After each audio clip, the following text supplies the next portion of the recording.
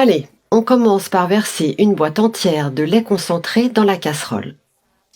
Une fois terminé, retirez la grille. Maintenant, avec le feu éteint, on ajoute 2 cuillères à soupe de lait en poudre. On tamise bien le lait en poudre. Il faudra allumer le feu à basse température pour éviter que ça brûle.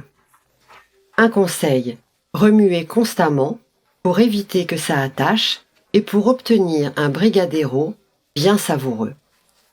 On rassemble tout avant de chauffer ou d'allumer le feu. Et on remue jusqu'à obtenir un mélange homogène. Quand la préparation épaissit, on ajoute une boîte de crème épaisse. On remue jusqu'à ce que ça épaississe à nouveau.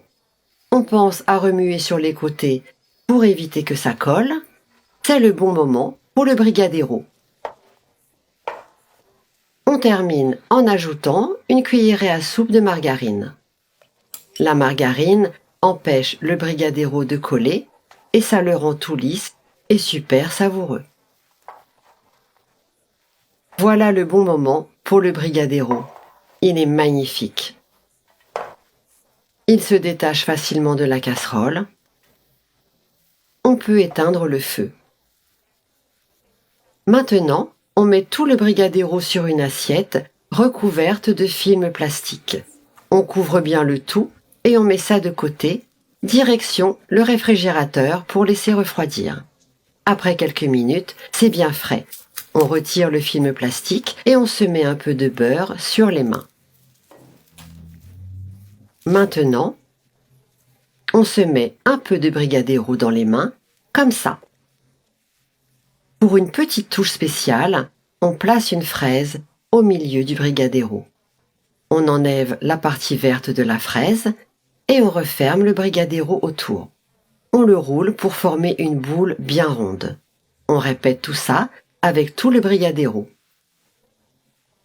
Si besoin, on ajoute un peu plus de beurre sur les mains pour sentir toute la saveur de la fraise. On peut ajouter un peu de brigadeiro. On façonne nos bonbons de brigadeiro comme on aime. Ces petits bonbons sont très courants au Brésil. Une fois le tout terminé, on trempe les bonbons dans du chocolat fondu. On peut utiliser du chocolat au lait ou du chocolat noir.